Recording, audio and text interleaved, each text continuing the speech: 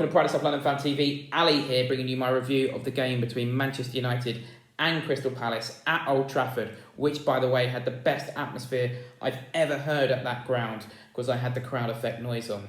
But let's get down to it. I'm going to be reviewing our 3-1 victory. Again, we've won there 2 years in a row now with my trusty gnome, who, by the way, is a better pundit than Patrice Evra, but we'll come on to him a little bit later. I'm going to begin with Roy's rating, as I always do, and I'm going to give Roy 10 out of 10 today because he made a brave decision in sticking with Jeffrey Schlupp on the left-hand side instead of Eze. A lot of fan clamour for Eze to come in.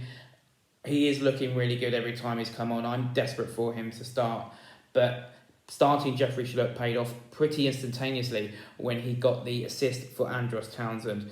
And I think the way that we set up, we've not been given enough credit, surprise, by certain pundits like Patrice Evra. We had a really, really low block, which United just couldn't grind down. We did well on the... We did more than well on the break. We did outstanding on the break, instantly in that Jeffrey Schlupp break, with Andros Townsend tucking it away, and Wilfried Zaha, obviously, at his absolute best today. And Roy, typical Roy masterclass really in these games. His record away at the top six is fantastic, particularly at the Manchester clubs. And we've all got to hold our hands up a bit. We gave him some stick post-lockdown when we lost 8 games in a row. But today is the best of Roy, and congratulations to him because he deserves the plaudits tonight. Fantastic, 10 out of 10 for Roy Hodgson. But I want to get on quickly to the man of the match, and I'll explain my reasons in a moment. But I want to get through some players quickly who I think deserve a lot of praise. Kouyaté, man mounted at the back, really turning into something as a central defender. Tyrick Mitchell, really assured performance at left back. Are we at a point with Tyrick Mitchell that he becomes our first choice left back? With Patrick Van Aanholt's contractual situation, could we potentially sell PVA? We could have Jairo Riddlewell as cover for Mitchell in that position. Let me know your thoughts on that one. James McCarthy. He's reminding me, if anyone was in that era, Michael Hughes, the way he's tenacious and good on the ball as well at times. He's quite clever on the ball. Probably cleverer than he gets credit for, James McCarthy on the ball. Very calm at times today on the ball, but his tenacity is brilliant. And then I really want to give a big shout out to Andros Townsend. He took a bit of unfair stick, I think, and he held his hands up about his form last season, but that goal was great today, great finish, and he's looking more like his old self. But let's come on to the man himself, Wilfried Zaha. We all know what was said before the game and by Patrice Evra, and it embodied the poor journalism around Wilfried Zaha's time at Man United and the untruths that are said. And I think what's really telling is when I thought about it afterwards, and when I played the clip back on what Patrice Evra said, he said that he said that Zaha's time at Man United could have come to an end because of the true or untrue rumours regarding David Moyes. Well, if you're not sure if it's true or untrue, Patrice Evra, you were in that dressing room as a senior player. Wouldn't it have been a good idea to put your arm around Wilf and check what was going on there? Now, we know that Wilfried Zaha did an interview on Rio Ferdinand's YouTube channel, and actually put my hands up. I've said it before, that it's the best bit of journalism I've seen on the issue by Rio Ferdinand, in which Wilfried Zaha said he never even met David Moyes' daughter, and how much, in fact, that false rumour affected him as a young lad. And the fact that someone who was in that dressing room said that today in that studio shows you how badly Wilfried Zaha was looked after as a young lad at Manchester United. And Rio Ferdinand himself said after that interview, to his credit, that he felt he could have done more for Wilf, and that Man United mishandled him. I'll tell you, Patrice Evra, what happened and why he got sold by Man United. If you've seen my channel before, hopefully you've seen the video. It's the main video on my channel, Wilfried Zaha, Man United flop, exposing the myth. Now, it's all in there if you want to see it in full, but I'll give you a brief summary. This is Patrice Evra, why he was sold. Number one, he was the best player on pre-season, as he said. Bobby Charlton said it himself, none other than Bobby Charlton. David Moyes preferred Adnan Januzaj because he wanted his wingers to cut in and pass the ball, because he's a dour manager. Number 3, Louis van Gaal comes in and plays wing backs. Wilf was never going to be a wing back. He can play the central role, as he showed amazingly today, but at that young age he wasn't mature enough for that role.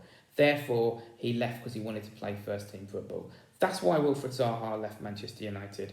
And as I said in that video, it's an embodiment actually of everything that went wrong in the post-Ferguson era. Moyes and Van Gaal slowed down the play. Wilf used to be the kind of player that Man United would embrace, that creativity, that flair, that pace that he showed today. I'm not saying that's not the case anymore. To be fair to Ollie, he has started to bring players through like Greenwood and Rashford. Anyway, that's just a summary of that for Patrice Evra.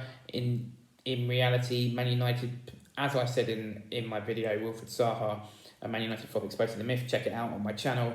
Man United put less effort into developing Wilfried Zaha than Meghan Markle put into being a full-time princess. And that is my final say on that matter. But I want to just say one thing about Wilf, and that's the captaincy. Because we all were worried about who the referee was today. And could him Wilf being captain be a masterstroke in that? Before the game, the captain has talked to the officials and he built up that relationship before the game.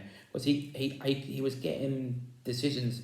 It was one of the best refereeing Wilf I've seen actually, and I think that's going to be an interesting development. Lots of people calling for Wilf to be the permanent captain if he stays, and I would get behind that. But after that performance today, I am worried about keeping him beyond this window because he definitely put himself in the shop window today. But man of the match, none other than Wilfried Zaha. It was like poetry in motion, him writing that, especially after what Patrice Evra said before the game, and a stunning goal and also a really well taken penalty. But he showed Man United exactly what they lost today. Anyway, moving on to the referee's performance and VAR's performance, I'm going to give them 100 out of 10. Just the most beautiful karma in terms of VAR, in terms of all the VAR decisions Man United get. And our game at Selhurst Park, where we were robbed, I felt, last season, post-lockdown, with some of the decisions at Selhurst Park. Remember the Jordan Ayew goal disallowed for VAR and the Zaha penalty that wasn't given. So this was beautiful karma, the most beautiful karma, I think, since Gary Barlow, and take that, chuck Robbie Williams out of the band, and then Robbie Williams returned with his song Angels and smashed it out the park. And Man United tonight, instead of loving Angels, instead of loving Ollie instead. And let's not forget Ollie, because they like to remind us, Ollie's at the wheel. And I think United are looking poor. I said before the game that we didn't need to fear them. I said that, they're a team that we beat at Old Trafford last season. As I've alluded to, they're a team we should have got something out of at Selhurst Park if it wasn't for those dodgy decisions.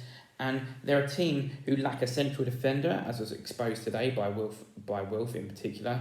They're a team who lack a defensive midfielder. They're a team who at left back have Luke Shaw, who looked like a skinhead lad who's just come off the beach at Magaluf with a Man United top on.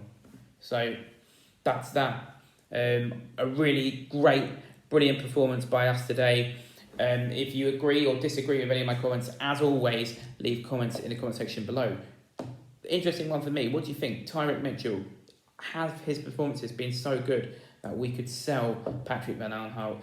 As I've said before, please watch the video on my channel, Wilfried Zaha, Man United flop exposing the myth. It could not be more relevant than it is tonight. But tonight, we're all feeling glad all over.